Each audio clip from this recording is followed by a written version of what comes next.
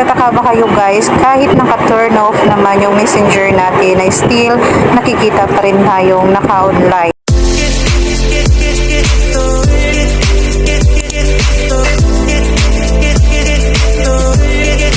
Hi guys, for today's video, ituturo ko sa inyo how to turn off online status.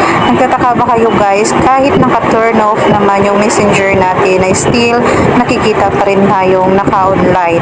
Siguro nga guys, meron lang tayong napindot or hindi tayo na-sit. And dito nga yung ituturo ko sa inyo step by step. Panoorin niyo lang itong videos na to hanggang sa dulo. And first na gagawin natin ay we need to check our active status sa messenger natin. Kailangan nating i-off muna first. And ayan na nga, kung makikita natin, punta lang tayo sa my settings, pindutin natin yan.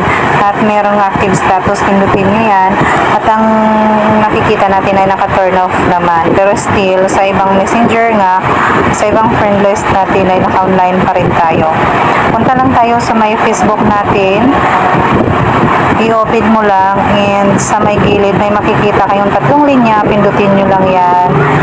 And pagkatapos may makikita naman kayong settings sa taas, sa right side, pindutin nyo and scroll down, pindutin nyo yung settings and scroll down nyo ulit, may makikita naman kayong active status. Ito yung kailangan nating i-off.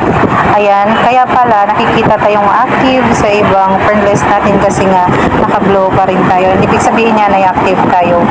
Kailangan natin yang i-turn off. Pindutin nyo lang yan.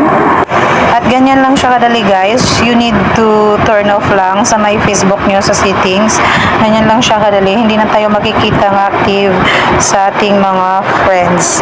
And that's it for today's video. Thank you for watching. God bless.